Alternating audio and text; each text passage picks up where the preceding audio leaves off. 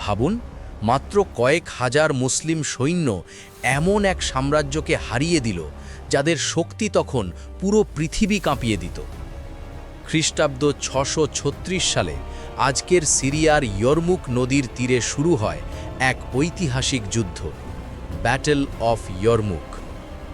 একদিকে ছিল বিশাল শক্তিশালী বাইজেন্টাইন এম্পায়ার, অন্যদিকে তুলনামূলক ছোট মুসলিম বাহিনী। মুসলিম বাহিনীর নেতৃত্বে ছিলেন মহান সেনাপতি খালিদ ইবন আল ওয়ালিদ, যাকে ইতিহাস চেনে আল্লাহর তরবারি নামে। সংখ্যায় কম হলেও মুসলিমরা হার মানেনি। দৃঢ় ঈমান, অসাধারণ কৌশল আর সাহস নিয়ে তারা লড়াই চালিয়ে যায় কয়েক দিন ধরে। অবশেষে সেই অসম্ভব যুদ্ধেই মুসলিমরা অর্জন করে এক অবিশ্বাস্য বিজয়।